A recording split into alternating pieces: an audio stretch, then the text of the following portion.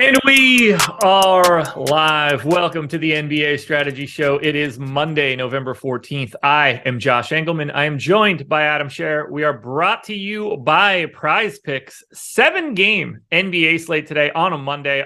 Honestly, that's a dream as far as I'm concerned. We are getting the goods. I wish that it wasn't an NFL Monday Night Football slate. FanDuel takes a bite out of the prize pools, unfortunately, but I'll take what I can get. At least I got 7 games. If you're here, thank you for being here. Hit that like button, subscribe to the channel, and hit the notification bell so you know when everything that we do goes live. Adam, how was your weekend? From a DFS standpoint, it was absolutely awful. I lost every single slate that I played. It was not a good time. It was a good weekend, though. The MMA card was great. I enjoyed watching it. I fell asleep during the Adesanya fight, which sucked. I fell asleep like the start of the 4th round. Woke up yesterday morning, realized I'd fallen asleep watching it because I didn't know who won. I was like, oh, I'll watch the last couple of rounds on demand before I get on Twitter. Open my phone, it's still on the ESPN app and just says in big letters like Pareto, like upsets Adesanya. And I'm like, all right, well, don't need to go back and rewatch that. But the Poirier fight was fantastic, everything I hoped it would be. I hate Justin Fields. Yeah, the weekend was fine. DFS was awful. Yeah, I got home from Liverpool and some cocktails at around 5 o'clock and fell asleep on the couch. I saw none of the UFC, which was not at all my intention. Have you gone back and watched any of it? No, not a single second. I've seen the final highlight of Poirier choking him out and the final punches from the main event. Yeah, just watch the Poirier fight. The whole thing is great. It doesn't matter that you know who won. Obviously it would be better if you didn't because it was a back and forth thing, but yeah, you know what you're getting out of those two. Yeah, it was exactly what you expected. The dude in the opening fight, is that the guy that you needed when we were in Dallas? Nagurumanu or whatever I thought I recognized that name yesterday. Yeah. I needed him Saturday too. He didn't come through Saturday. No. No. Well, at least you got him when you got him. Yeah. 7 games, a little bit of news, not too many crazy back-to-back. There's not a lot of craziness that's just hanging out in the balance, but I'm ready to dive in if you are. Yeah, I'm excited that there's only 7 games. It's just perfect, right? Yeah, I woke up today and so I realized I forgot to set an alarm last night. I woke up, I was like, oh shit, I hope the show's at 10 and not 9:45. I don't know how many games there are. And I looked and was just like, oh, 7. This is great. Yeah. 5 tomorrow, which I'm honestly pretty happy about as well.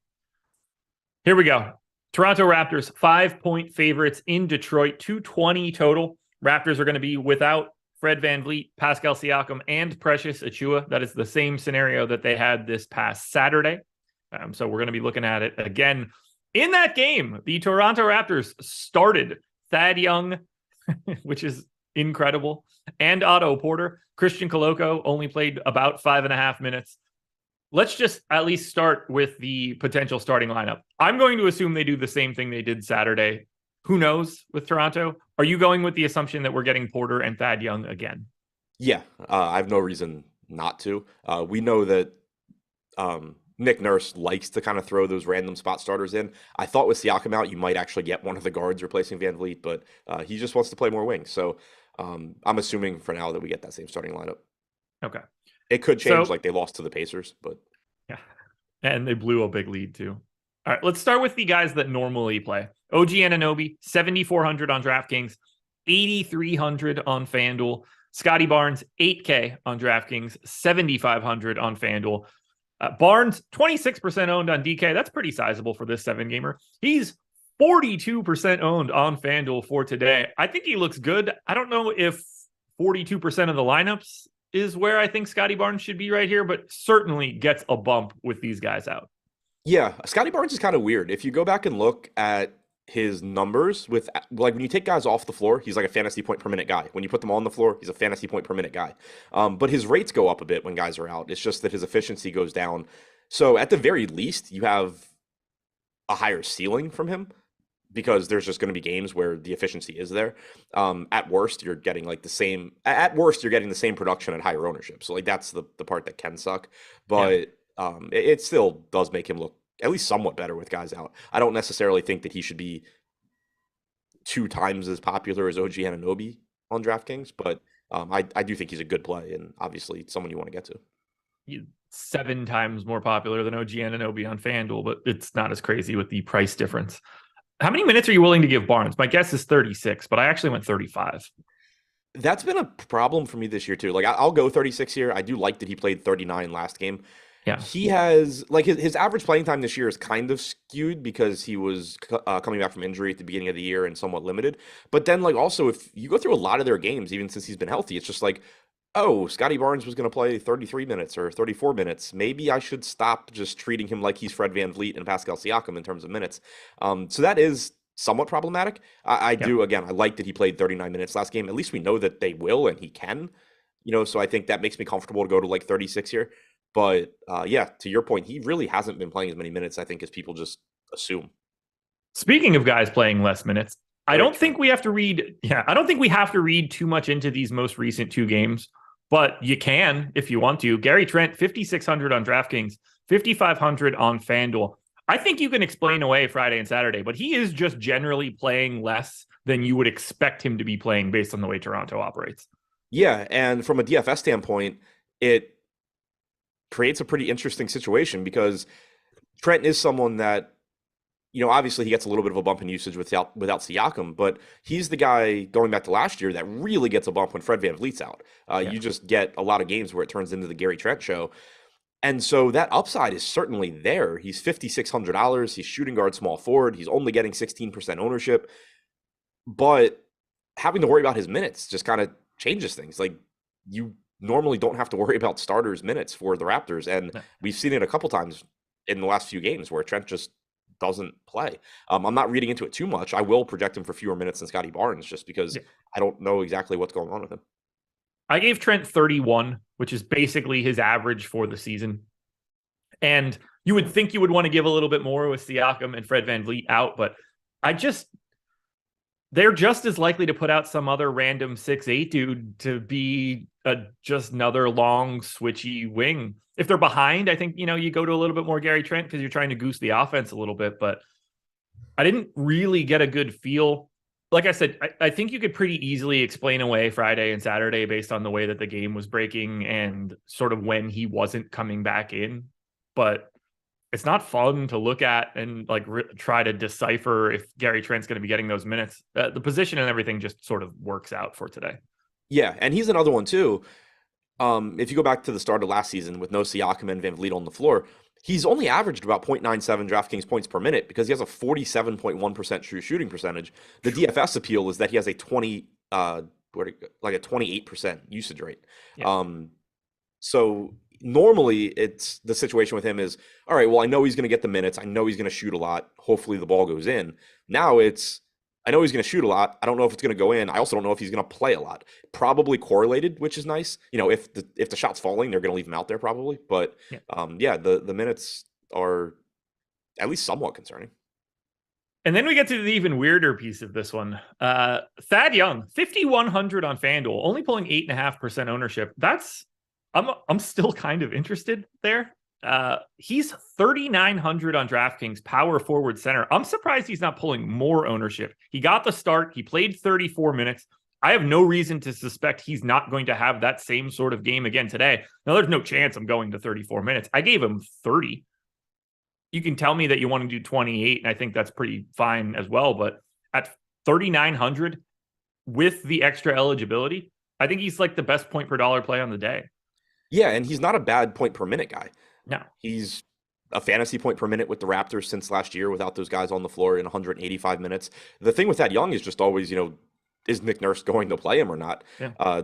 The fact that he played 34 obviously should make you feel pretty good. I'm with you. I'm not projecting 34 again. I'll probably go to like 28, but that's still going to get me a projection of 27 or 28 fantasy points at 3,900. He's going to look really, really good. Yeah, I like him more than Moody, who we'll get to in a bit. That's more of a talking point for today.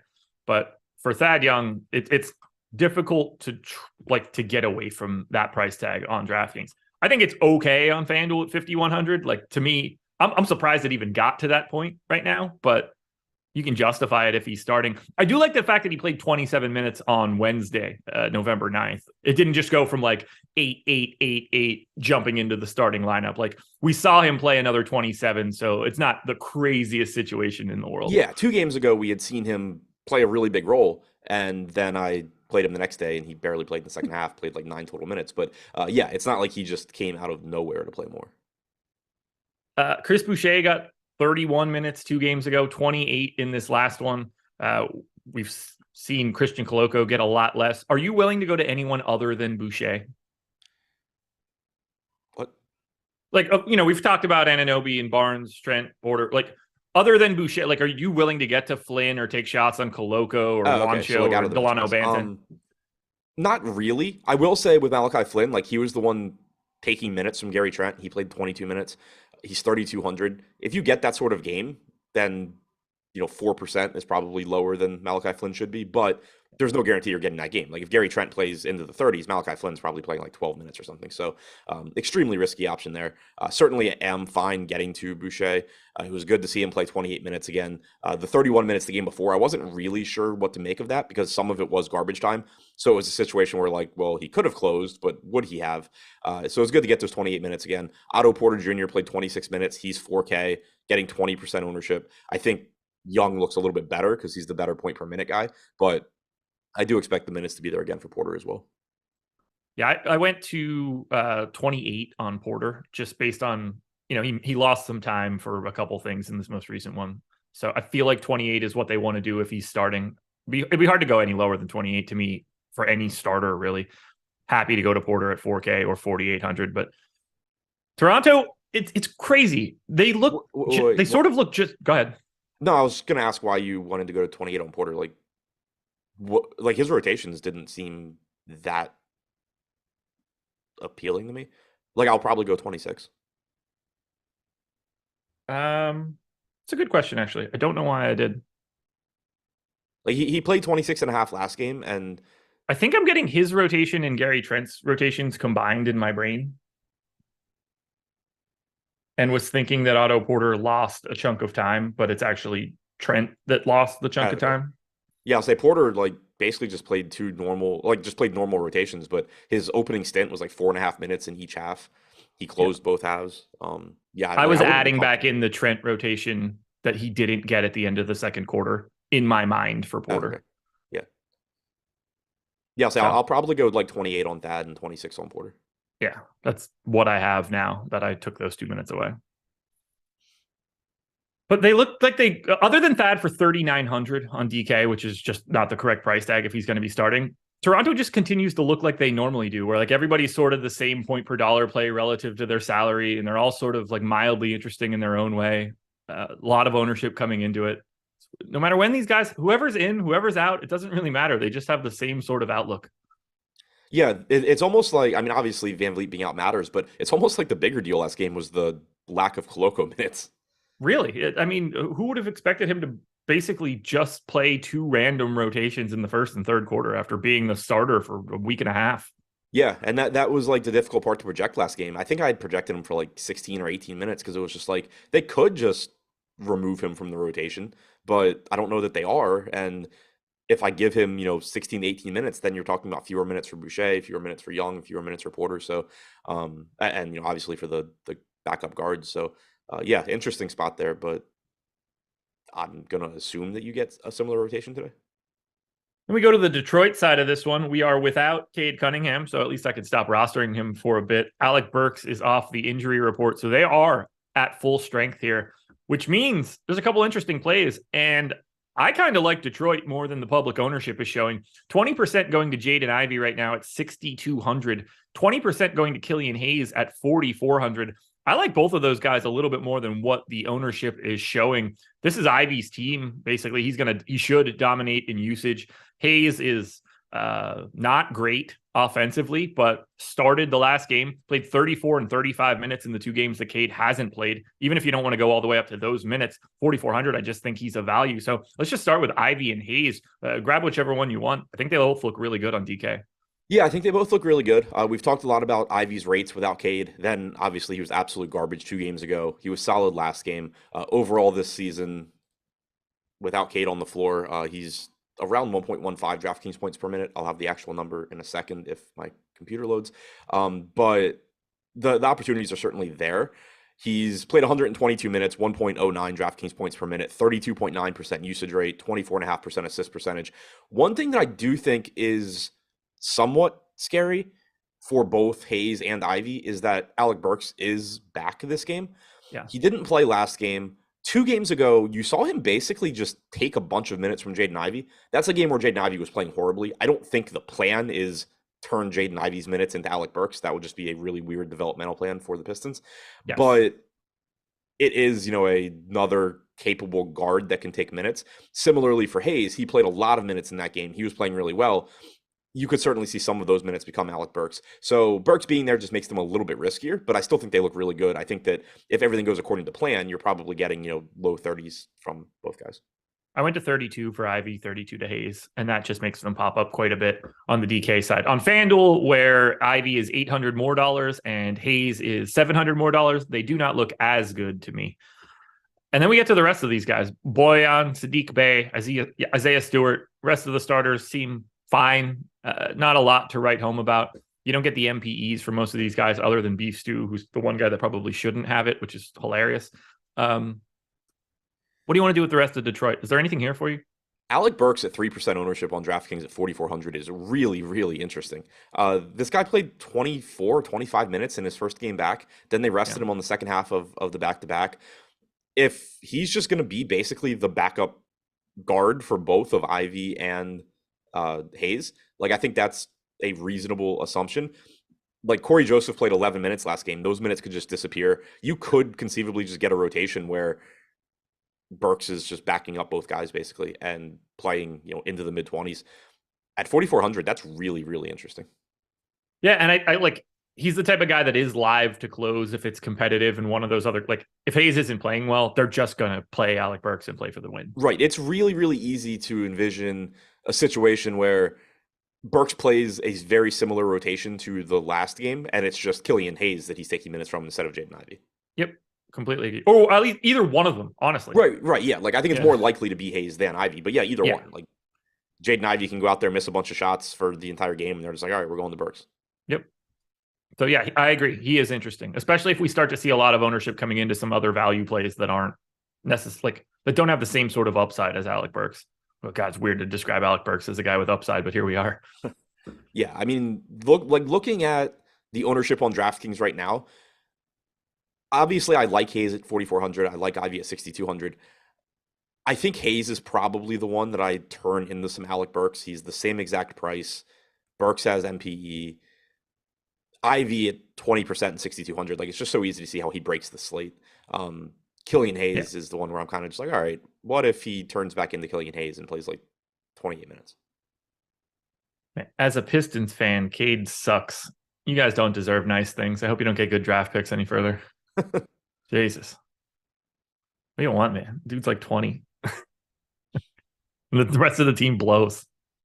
It's not exactly surrounded by ideal talent here. I got nothing else for Detroit. I mean, we didn't really say anything about Bojan or Bey or anything, but I don't have anything to say either. Agreed.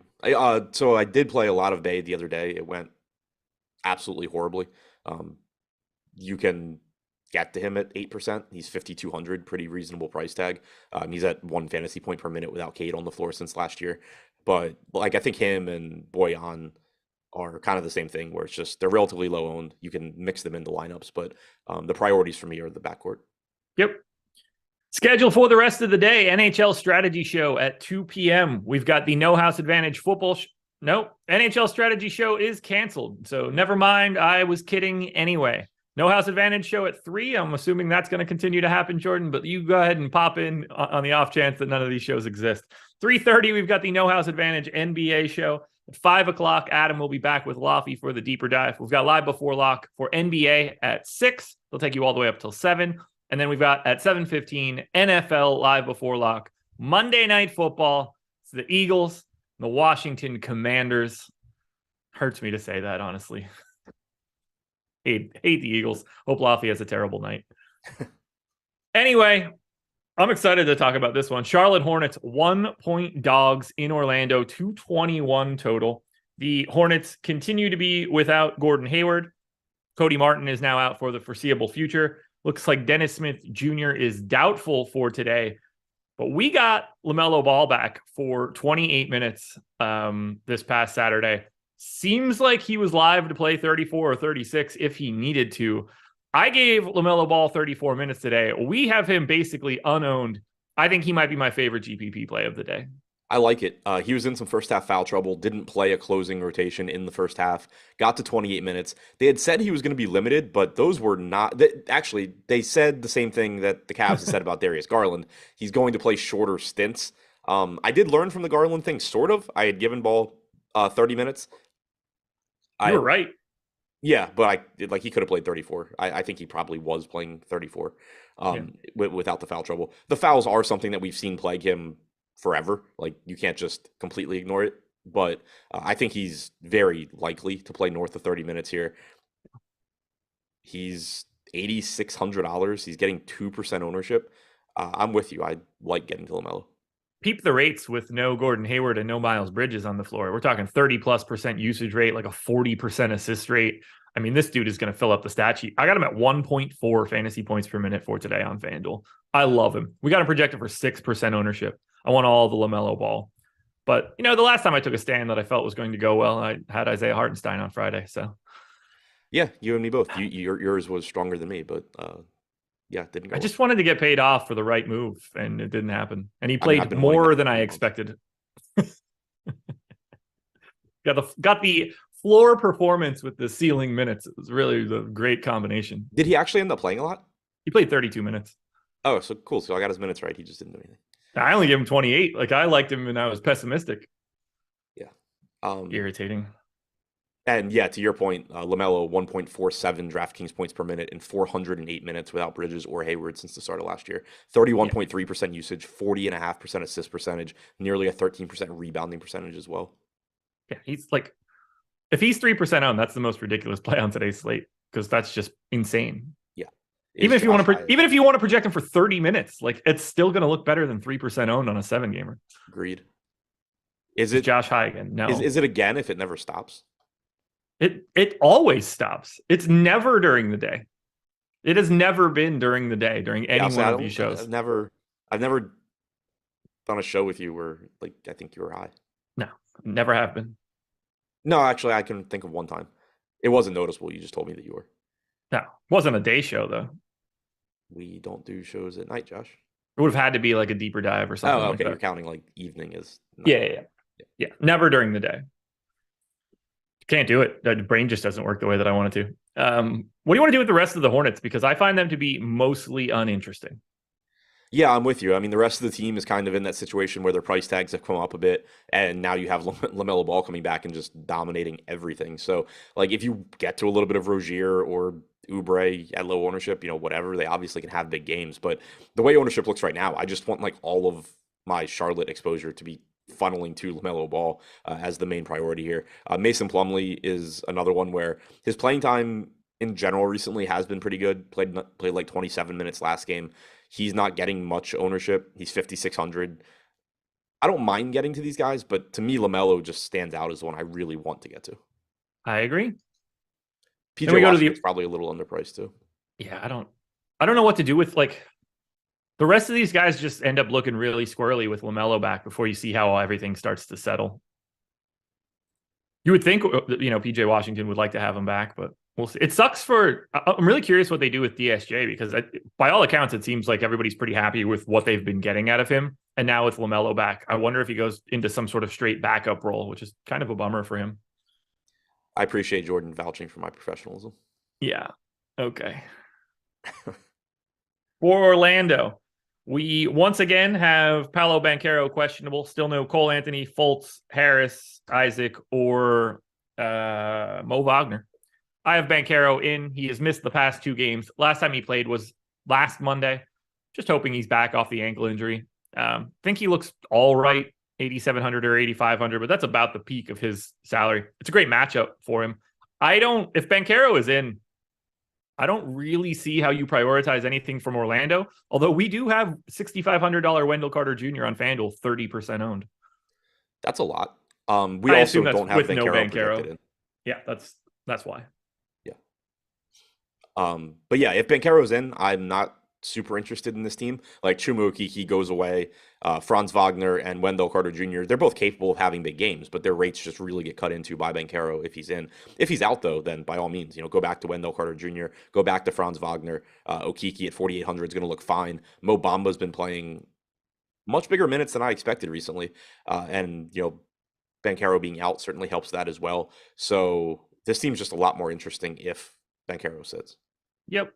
I have nothing else to add if he is in. I do like 6,500 for Wendell Carter. I like 5,900 on FanDuel for Jalen Suggs if Banchero's out. Willing to take a shot at 7K Franz Wagner if Banchero is out. Okeke gets a bump. If he's out, he's 4,300 on FanDuel. But I'm going with the assumption he is in, at least as of right now. We'll have that news before lock regardless. So anything else for Orlando? I had something. Oh, Bol actually got closing minutes last game, but still only got the 30 minutes. Yeah, he's frustrating. Like, yeah, if Banchero's out, like if Banchero were to just miss the rest of the season, there are going to be sporadic games where like Bol just wins you a slate, but you're also just going to lose so much freaking money trying to find waiting for those games. Yeah, because the 2 games before that, he's going to play 20 and 25 minutes, and you just don't have it. All righty. OKC, 11-point dogs in Boston, 229 total. The Giddey, SGA, and Dort are available. Mann and Baisley are questionable. None of it matters. I think Shea for 8,900 is still a silly price tag on DraftKings. He's pulling a little bit of ownership. If you would like to get shares of Josh Giddey or Lou Dort, by all means. None of these guys really look all that great on FanDuel, where they're more expensive. I do not recommend even trying to play anyone else for the Thunder. Yeah, it's still OKC. Like, you're getting, you can feel good about Shea. He's ridiculously good. His price tag's down to 8,900. Giddey at 6,500 looks fine. Those two are getting ownership. Lou Dort's minutes are going to be there. He's Lou Dort. Your production is going to vary. Outside of that, if you're going to anybody, maybe gamble on some Pokusevski, but I probably won't be. Giddey and SGA for me. If I get to some Dort, then cool. I mean, it's just a different guy every day. Right. Wednesday of last week, Trey Mann and Poku play 35 minutes plus. Friday, the 11th, we get 30 out of Jalen Williams, 33 out of Aaron Wiggins, 27 out of Omer Yuri, who then did not play again on Sunday, had not played the previous 2 games. I think he led the team in scoring. You got 30 out of Jeremiah Robinson Earl on Sunday. Just fuck this team, man. Honestly, it's a clear cross-off. There's no point in even trying to figure it out unless they make everybody 3K other than Shea. I was going to say, and we do have Robinson Earl at 3,100, so he's pulling a little bit of ownership after playing 30 minutes last game, but he might not even play today. Right, like he could just not start the second half or something. Like, I think if other value doesn't open up, then sure, gamble on a $3,100 Robinson Earl, hope he plays real minutes, but like, who knows? I'm just as likely to gamble on Ousmane Dieng, or like Baisley doesn't have the Q tag or something. I know you're exaggerating, but sure. I mean, the last time Dieng played, it was 20 and 22 minutes. Like, that was more than Earl had played up until yesterday for the past 3 weeks. So it's not like the crazy. Did you expect Omer Yuri to play 27 minutes on Friday or 0 like everyone else did?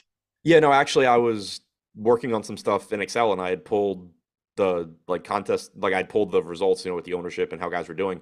And I'm looking and I just see this guy with a ton of fantasy points and 0 ownership. I'm like, oh, who's this? And then I was like, I'm pretty sure I projected that guy to play 0 minutes today and he has 30 fantasy points. Yeah. So any name that can be on the floor is simultaneously interesting and not interesting. It's like Schrodinger's cat. I hate it. I hate this team so much. Shea, you don't deserve this, man. Get on out. 8,900 on DK. At least that's fun. And then we go to Boston, who should beat the living piss out of Oklahoma City. Jaylen Brown is off the injury report. No Robert Williams. No Malcolm Brogdon. So the same thing we saw Friday night. Saturday night on the back-to-back, we had no Brown or Horford. But this is pretty cut and dry. We know this Boston rotation now. Tatum, Brown, Smart, Horford. You want any of those guys, I think that all works. Brown's price just looks so much more desirable than Tatum, but Tatum's been exceptional. I have no individual priorities for Boston. I like the guys that are going to start. I just don't like playing them against Oklahoma City because they're just better than them. Oh, so you're doing the Brandon Katz thing now. Kind of. In this one, yeah, kind of. I mean, I'm not actually doing anything, but it does, when I look at it, it's just like, I hate rostering guys that are playing bad NBA teams. I really wish they were all playing legit NBA teams that are good. Yes, I do. For teams that are smart, like Boston, where like it's just so much easier to play Peyton Pritchard 3 extra minutes or something because he's still better than the 11th guy on OKC. Look, I like Tatum, I like Brown, I like Smart, I like Horford. I don't like them all into like they just look fine. Yeah, no, I know what you're getting at. But yeah, they all just sort of look fine. Horford being back certainly takes away some of those minutes that we saw last game. Brogdon is still out. 5,400 Horford, I think, is pretty interesting. I still like that price tag on Jaylen Brown. It seems like we've gotten a lot of games recently where it's just like, oh, Jaylen Brown's going off. And then it's just like, oh, whoever they're playing isn't keeping up with Boston. And Jaylen Brown's not going to play at the end of the game. But, you know, OKC certainly could hang in this game. We've seen them do it plenty of times when we didn't expect it this year. They do have an insanely good player in SGA that can keep them around. So I like the price tag on Brown. Tatum, it's expensive as hell. He's been great, but also getting to a point where it's really, really tough to pay that salary with Jaylen Brown in. Yeah. Yeah. Starters are fine. And when I say starters, I mean everybody but Grant Williams. 5,300 is a lot for Grant Williams, who does not do a ton while he's out there. From a DFS standpoint. Did Shea ask for a trade? No. I just said that he should ask out. And then okay. I didn't even hear you say that.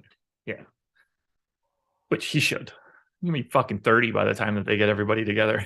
Yeah, so that's got to be frustrating for him. Like, such a prolonged rebuild. I mean, like, this dude was on the Clippers at one point. Right. He's 24 already. He got drafted in 2018. Insane. Anything else for Boston? Nope. All righty, let's talk Prize Picks, presenting sponsor of this show. If you click the link in the description of this video, head on over to Prize Picks and make a deposit. They will match that deposit up to $100. You are picking player props here, over-unders.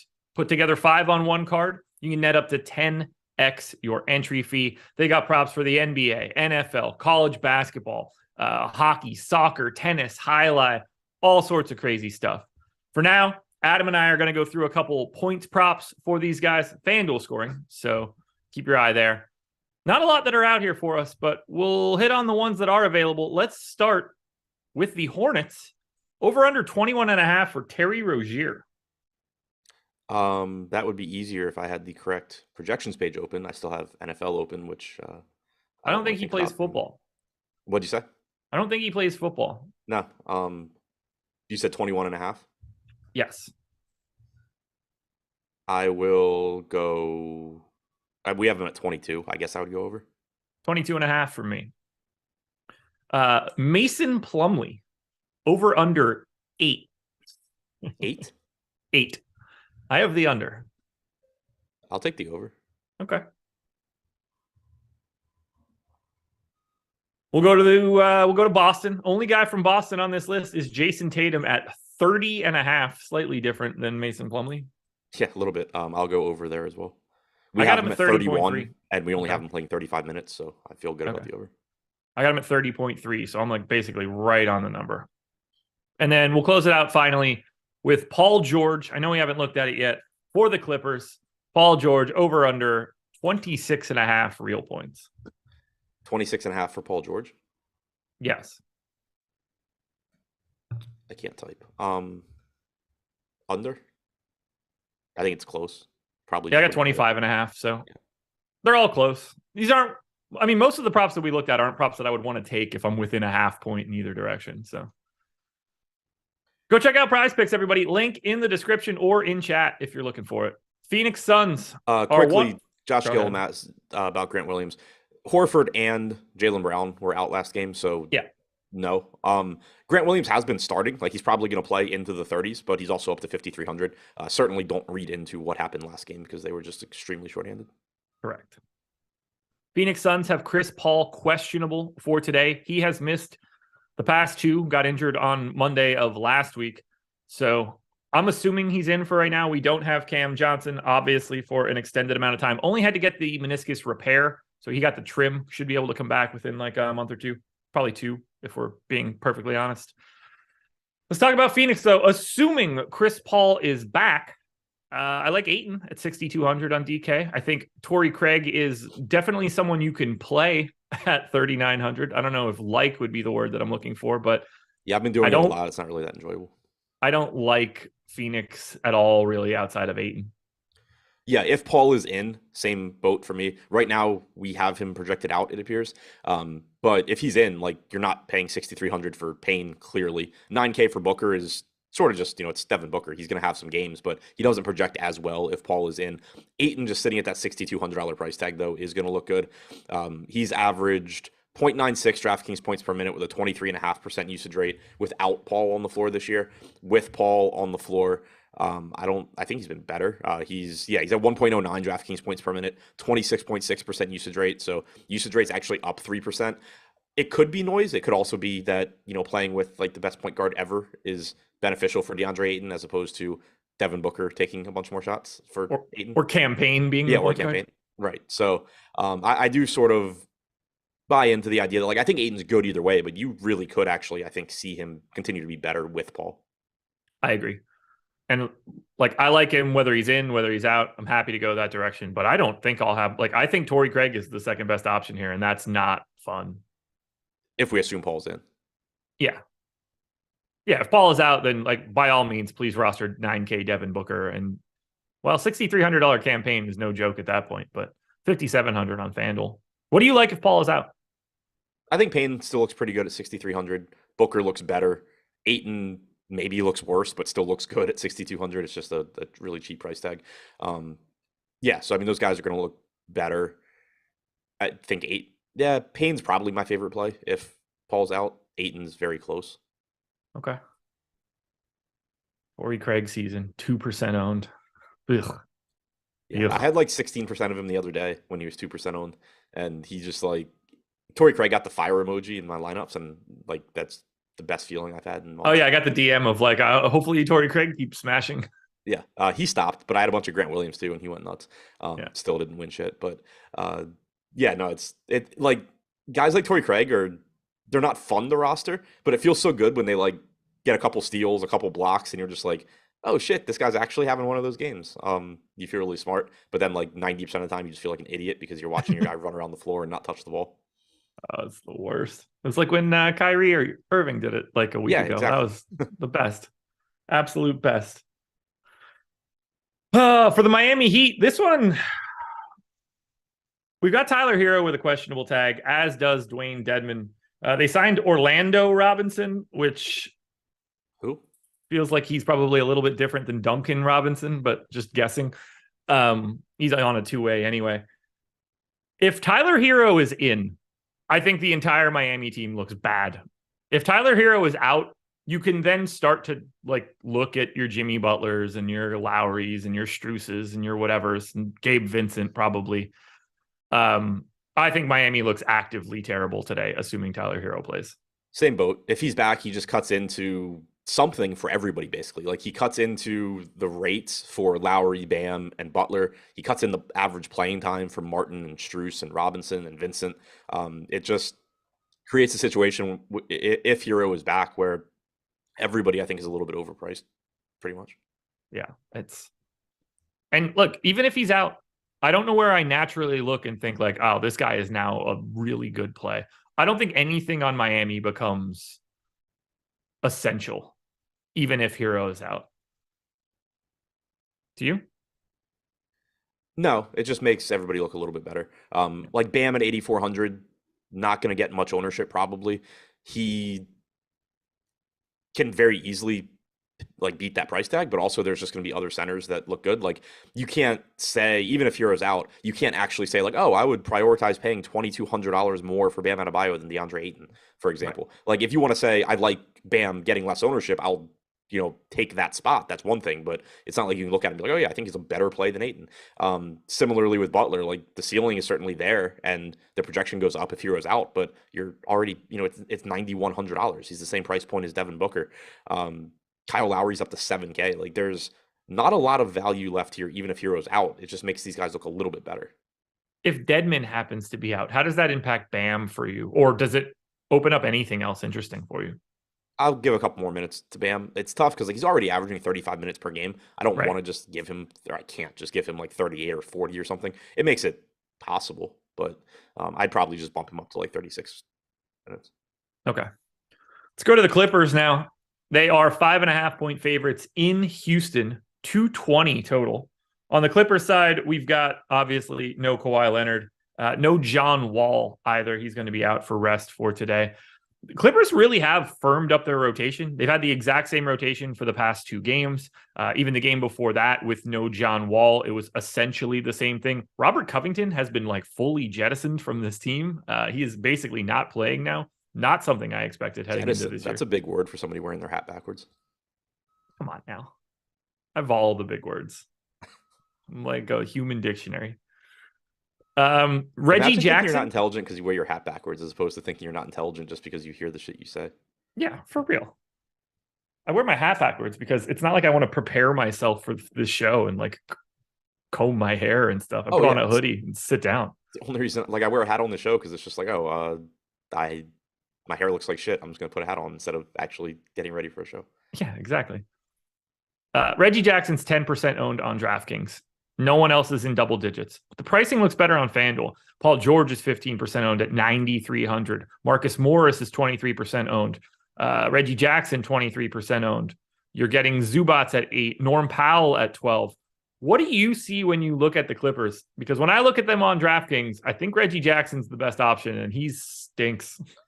Yeah, it's not a good feeling, but 5,100 with no John Wall. You had seen Wall really cutting into Jackson's minutes recently. Last game, they actually played alongside each other a lot, so they both got substantial minutes. Now you take him out and kind of just assume Reggie Jackson's playing a lot at 5,100 in a good spot. Like you said, he sucks, but that doesn't really matter too much for DFS. So I really like him. Morris at 6,300 is fine. George is fine. But Jackson to me looks like the best option. I know somebody in chat a few minutes ago, I don't remember who it was, mentioned John Wall's usage rate. Be careful thinking about it like that because Wall plays a lot of his minutes with the second unit. So it's not as simple as just saying like, oh, the usage goes up for everybody in the starting lineup because Wall's not out there a lot of the time.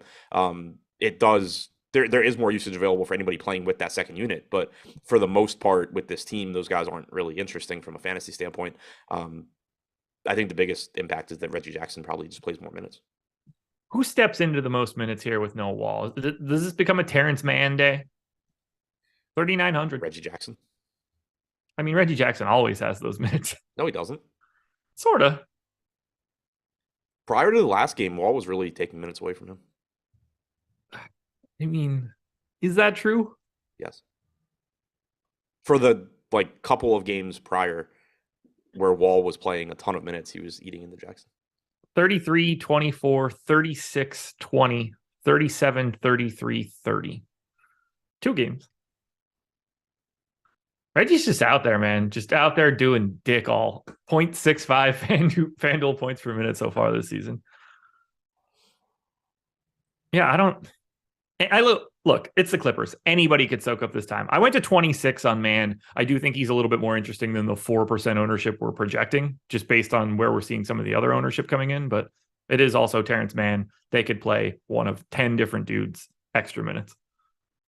Yeah. I don't think I really get to much of that second unit, but Mann certainly could play more. Kennard at 4K could play more. Yeah. Powell probably can't.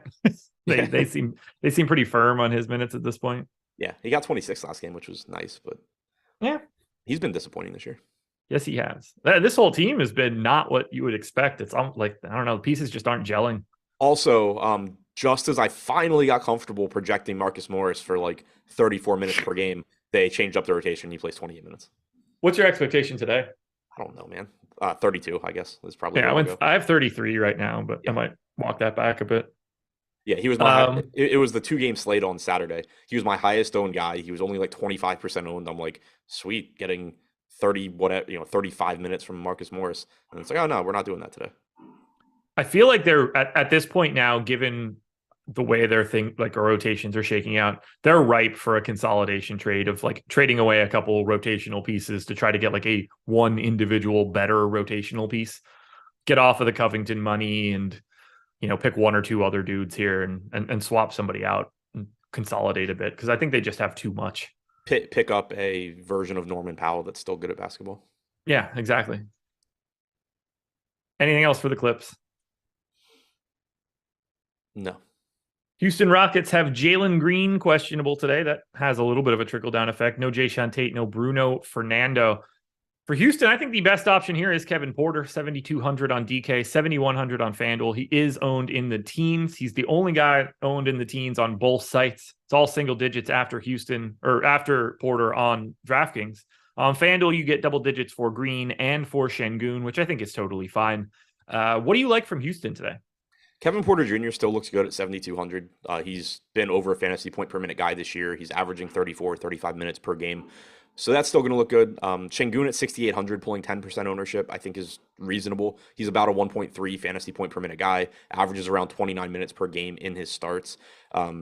So no issues getting there. Obviously, there is opportunity cost. Don't read into his 19 minutes last game. He fouled out. So, he's like I said, 28, 29 minutes on average for Şengün. If he avoids foul trouble, you could get a few more minutes. Those two guys look, I think, the best. Jalen Green, 6,600, certainly a viable option as well. Very scoring dependent, and inefficient, but he's going to get his shots, and if they're falling, he can pay off that price tag pretty easily. So those three are where I think you should go. I would say Porter and Şengün a slight step ahead of Green for me. Okay. 570 people in here, 109 likes. Hit that thumbs up if you can. Let's run that number up a little bit higher. Josh Gillum thinks Jabari Smith's going to have a big game soon. Jabari Smith might be the worst player in the NBA right now. Holy shit, is he bad? Yeah, I watched him play like one game at the beginning of the season. I was like, oh, this guy looks pretty good. And yeah, he's been garbage since. 43% true shooting on the year, 39% effective field goal percentage. He's shooting 29% from three. Does not get involved with the assists in any way. Does not get steals in any way. It's been bad. 0.75 FanDuel points per minute so far this season.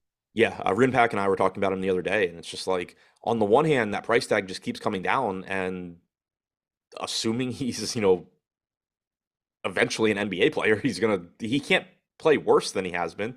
No. But on the other hand, it's just like, he's not involved in anything. The guy's got an 18% usage rate. He's got a 4% assist percentage, 12% rebounding percentage. But that's also including, he was playing minutes at center earlier in the year. So, that comes down when you're playing with Şengün out there.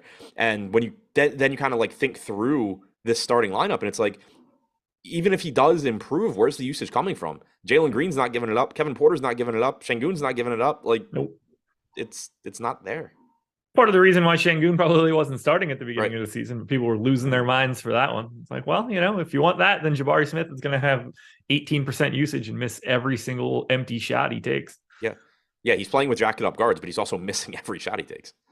Yeah. If you're going to continue to shoot 39% from the field, effective field goal percentage, then they should be jacking it up, and it shouldn't be you. Right. I don't have anything else here for Houston, but what do we do if Jalen Green happens to be out? Where do the biggest bumps come from? Should be really good for Kevin Porter Jr. in particular. Maybe Gordon plays a little bit more. I don't know who would step into more minutes. Like, it could be Garrison Matthews. They could put Josh Christopher back in the rotation. They could do things that are just really not appealing for DFS. Maybe KJ Martin gets the start, but without Green on the floor this year, the hell? So without Green on the floor this year, only 66 minutes for Kevin Porter Jr., but he has a 34.5% usage rate and a 36% assist percentage. He would be the guy that I really want to get more of. Okay. Şengün also has a 30.8% usage rate in 64 minutes. There we go. Where do those minutes go? Who becomes the fifth starter? Martin. I was going to say like Garrison Matthews. It could be. I think they probably just Martin's kind of been the guy they just insert this year. Yeah. And it works. Yeah, I think Gordon plays the two. Yeah, I think that'd be fine. All right. Let's keep it moving here. We'll go to Atlanta. The Hawks are 4-point dogs in Milwaukee, 225 total. For Atlanta, this one's easy. Kongwu is off the injury report. We're still without Bogdanović, but he is coming back shortly. So this is a team that is at full strength, and they are wildly uninteresting, unowned, and I don't have a single guy that I would want to talk about from Atlanta where I feel like I should say something. Obviously, play Trae Young and DeJounte Murray if you want. Yeah, Young and Murray, if they happen to fall into your lineups, great. Capella, kind of the same thing, 6,300. You do have a Kongwu back, So you're back to expecting, 27 minutes or so from Capella. He's averaged about 1.15 DraftKings points per minute this year. He's certainly capable of just destroying that $6,300 salary. But with Okongwu back, you kind of are capped on how many minutes you can project him for. He's getting 7% ownership. I think that's reasonable. I played a lot of John Collins last game. He sucked. Probably means he'll do well today when I don't play him. But outside of that narrative, I don't think you can get to him very easily. Yeah, I don't like. I got to 7% Capella on FanDuel at 6,100. That's half of what the field is projecting. I basically just did not get to the Hawks. You need somebody out, otherwise everybody's priced appropriately. Like they had Okongwu sit on Saturday. They had Trae Young sit on Monday the 7th. Otherwise, they have had the exact same 9 or 10 man rotation, whatever it is, from the beginning. They've had nobody missing over the past 3 weeks. So when you get teams like that, everybody's price is where it's supposed to be. They don't have guys jumping around in the rotation or anything. Like, exactly what you're getting from the Hawks, which is nothing interesting in DFS. Yeah, like you're getting a lot of minutes from DeJounte Murray. Trae Young's averaging 35 minutes per game. They're really good point per minute guys, but they're just priced, like you said, they're priced for what they are. It goes without saying they're really good and they're capable of having, 60 fantasy point games, but you just can't prioritize jamming them in the lineups because they are priced correctly. On the Golden State side of this one. On the Milwaukee side of this one, we're still without Drew Holiday, but we do get Giannis Antetokounmpo back, and boy, oh boy, does he look good on FanDuel today. So we've got Grayson Allen in, Giannis in, Marchand Beauchamp in, no Drew Holiday, Middleton, Connaughton, or Joe Ingles. 12-4 for Giannis on DK, 11-3 on FanDuel, where he's 45% owned. I don't even think that's enough. I think you jam Giannis. There's enough value on this slate at this point in time. I got him at 1.9 fantasy points per minute for today, which is comical. I want all the Giannis, and I think you could even justify it on DK today too. Yeah, certainly can justify it. He's, the best point per minute guy. He's just insanely good. He should give you 34, 35 minutes. He's averaged 1.79 DraftKings points and FanDuel points per minute this year. 39% usage rate, 31.8% assist percentage, and an 18.9% rebounding percentage. Just insane stuff from Giannis. Looks great. DraftKings, I think he's closer to correctly priced. So you at least, there's going to be a lot of lineups where you build and you're just like, oh, I'd like this lineup with Giannis. And then it's like, oh, well, what if I knock Giannis down to somebody $3,000 less? Oh, my lineup looks even better. So like, that's sort of the issue you run into. But obviously, like, Giannis is the favorite to be the highest scorer on the slate. Yeah, by like a lot too. Yeah. And then on FanDuel, 11-3, small forward, power forward. It doesn't take a lot of thinking here. The people that are close to him in salary shouldn't even be near him based on his per minute rates. Yep. What do we do with the rest of Milwaukee? Because it's not all that appealing. Javon Carter is getting 21% ownership at 5,400 on FanDuel. Miss me with that. I don't care. Portis is 40% owned on FanDuel at 5,900. If that holds, I like the $5,900 price tag, but I'm not as enamored with it as the public. Do you assume that the starting lineup is Carter, Allen, Beauchamp, Giannis, and Lopez? Yes. Okay. I assume we get the same starting lineup we had been, except with Giannis in place of Portis. That is my assumption as well. Do you like anything else from Milwaukee? Not really. Javon Carter has been solid on a point per minute basis, but you have to remember that's with Giannis being out. Now with Giannis back, you should be getting Javon Carter going back to just being Javon Carter, just being like a 0.75, 0.8 fantasy point per minute guy, as opposed to a greater than 1 fantasy point per minute guy when Giannis is not out there. But nothing else really. Like the prices have come up. Obviously, I'm not paying that price tag for Bobby Portis, assuming he's coming off the bench. Lopez is still reasonable, but that salary's come up a little bit as well. Yeah, it's pretty much just the Giannis show for me. Bradley Godwin said Nwora is 3,700. He is unplayable today. Yeah. Don't read into last game on Nwora. Grayson Allen was in the starting lineup, except for the part where he didn't ever step on the floor. So Jordan Nwora ended up starting and playing a bunch of minutes. But now you have Giannis back. You have Allen back. Nwora should go back to playing like 16, 17, 18 minutes. Yeah. If at all. He could just become Marchand Beauchamp now. Right. As weird as it sounds. It's not like they seem to like Jordan Nwora all that much. Yeah, Nwora's been one of those guys that for like the last year and a half, people, every chance they get, like anybody on Milwaukee's out, and it's like, oh, let's play Jordan Nwora in DFS. And the Bucks are like, let's play anybody that isn't Jordan Nwora in our rotation. Yep. It stinks. All right, guys, before we get to the final game of the night, I need you to go check out BetMGM. There is a link in the description of this video. There will be a link in chat shortly. Click it, follow all of the instructions. You got to make a deposit, make a qualified bet. Once that bet settles, you are going to be eligible. I don't know why we get the Eric version of this one and not the Josh version of it, but whatever. It's fine. This is what you guys were doing in Chicago while I was drinking and refusing. Pretty much. Yeah.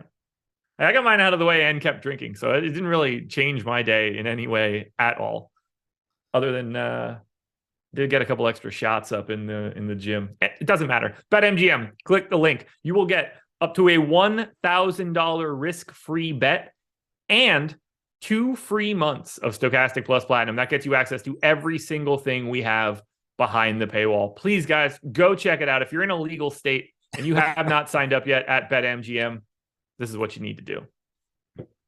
That is a very creepy picture. That's not a great picture. Closing it out, San Antonio Spurs, 8.5-point dogs in Golden State, 232 total. San Antonio is their normal selves, basically. I mean, no Zach Collins, no Romeo Langford, no Malachi Branham, and no Blake Wesley, but all the guys that play real minutes are the normal guys, and they've had a pretty firm starting rotation over the past few games, so I don't think there's a lot to look into for San Antonio. Keldon Johnson, Devin Vassell, Trey Jones, Jakob Poeltl, they all look solid enough for me. I'm a little surprised to see as much ownership coming into like Josh Richardson and Charles Bassey still on this slate. But what do you do with San Antonio here? I think they just look solid across the board. Like, these are good point per minute guys. They're not wildly underpriced, but they probably are a little bit cheaper than they should be. Poeltl, Johnson, Vassell, all around 1.15 DraftKings points per minute. You should probably get 31, 32 minutes from Poeltl if he can avoid foul trouble. Vassell and Johnson likely to play into the mid-30s. Those guys all look good. Charles Bassey is getting the backup center minutes with Zach Collins out. So whatever minutes Jakob Poeltl is not on the floor should be Charles Bassey. That's probably 16, 17, 18 minutes, somewhere in there. He's a very good point per minute guy. He's $3,800. There is a nice ceiling there. Probably don't want him with Poeltl on this slate. I know it worked out well last slate. Like, I had set that rule, and then last slate they both just paid it off. You certainly could. They're both cheap enough where you could see that, but I probably would just rather not have Bassey and Poeltl lineups and vice versa. But they both project well. Josh Richardson at 3,900. Like, I get it. I guess he's gonna play 22 to 24 minutes. He's getting 14% ownership. I probably would just rather go somewhere else at that ownership, but it is what it is. Like, he's probably a little bit underpriced. I really just want the starters.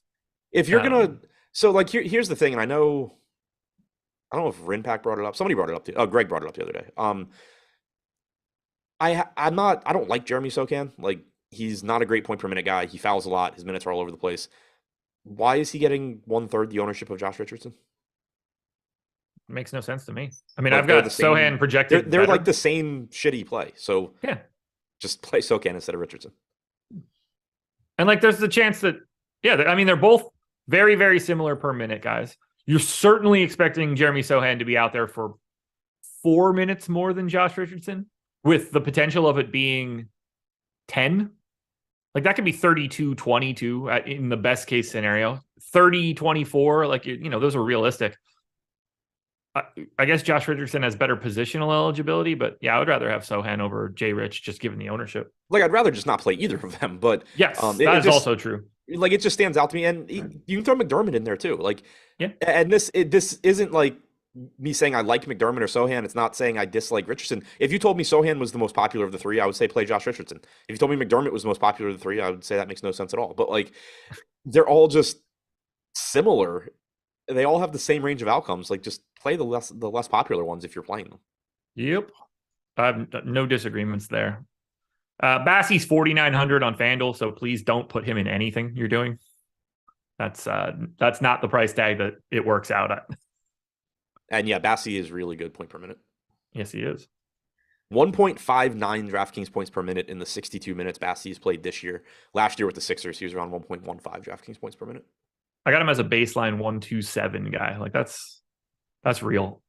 He's been an issue for me ever since he's been in the league, where like the days that I am projecting him in the rotation, it's always just like, shit, I gave this guy 13 minutes and he's showing up in my lineups because he's that good per minute.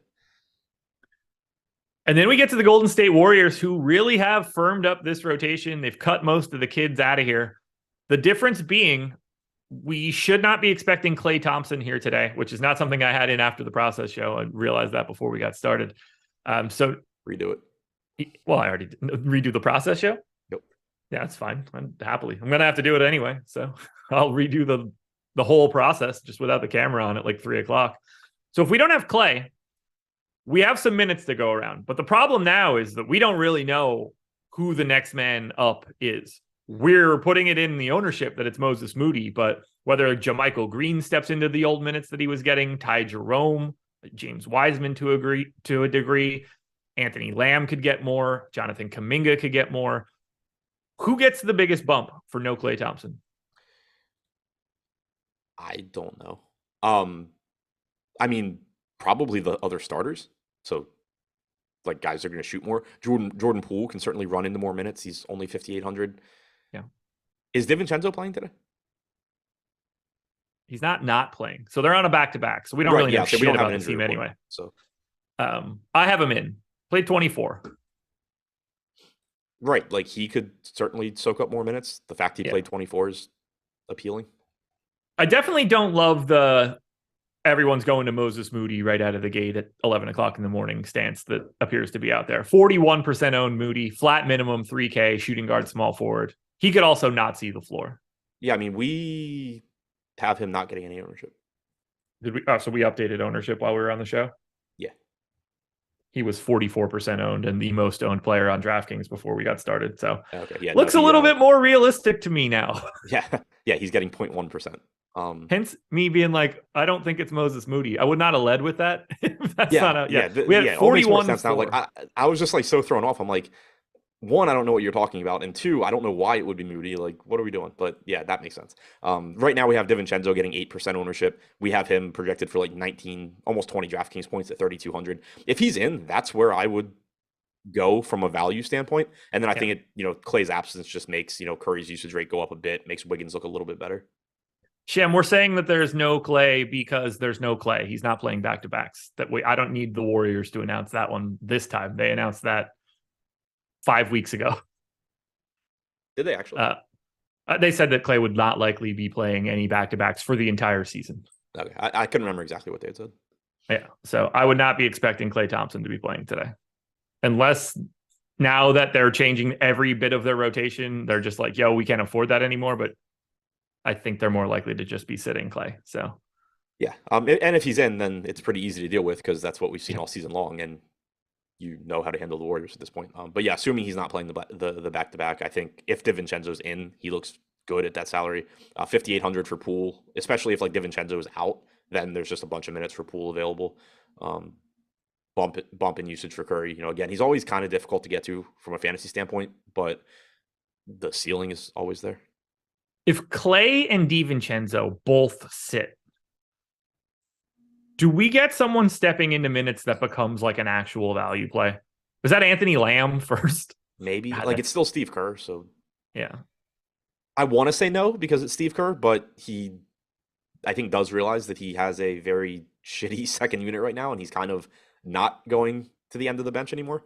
So maybe you would just get a tighter rotation where like Lamb plays more. I think Poole, again, like is the guy that I would go to the most there because that's just a lot of minutes available for him. What do you want to do with like Wiggins and Curry and Draymond and Looney now, the guys that are always around? Yeah, just get to them here and there. Nothing looks great. I do think this is a little bit easier slate to get to Curry just because like you have Giannis as a pay up option, but even like on DraftKings, he's 2K more than Curry, so he's not even really in the same price tier. But there's not a lot of other quality pay up options, and there's also not a lot of like mid-range guys that we've been like, oh, we love that and whatever. Like I think it's just a little bit easier slate to get to Curry, and as a result, you are getting 24% ownership there. Draymond pulling 22% at 5,800. Both of those I think are fine. Wiggins 6,900 looks okay. So I think it's just kind of an easier slate to get to Golden State, at least right now. As value breaks, if it's on other teams, then Golden State will relatively look worse. But I think they're a little bit easier to get to today than they normally are. And I think we're saying that from a DraftKings perspective. I don't really like Curry all that much on FanDuel at 10-6. You don't get the 3-point bonus. He's $1,000 closer in price tag on FanDuel than DraftKings to Giannis, and those two guys are not comparable, no matter how good Steph's been so far this season. I still haven't projected really well. 16% owned. Probably not a slate that I get to Curry on FanDuel, but I do think he looks a lot better on DraftKings. Yeah, and just a reminder that Curry is rebounding a little bit better this year, so that is nice from a DFS standpoint. That's always kind of been the issue with him is like he's relatively scoring dependent for a 10K player, so it's nice to see the peripherals go up a bit. I mean, he's been he's just been great as of late. Everything that he's putting up is going in as of late, but as of his you need every bit of that. Yeah, you need every bit of that in fantasy, especially at 10-6 on FanDuel where you don't get that bonus. Anything else for the Warriors? No. Well, folks, I believe we are done. 600 views, 150 likes. Hit that like button one last time. Adam, you will be back with GPP videos and injury report videos and the deeper dive later today, correct? Yep. Well, there you go, everybody. Thank you very much for joining us. It's been a good one. Make sure you're watching the rest of our content today. Hit the like button on your way out the door, and we will talk to you later. Good luck, everybody.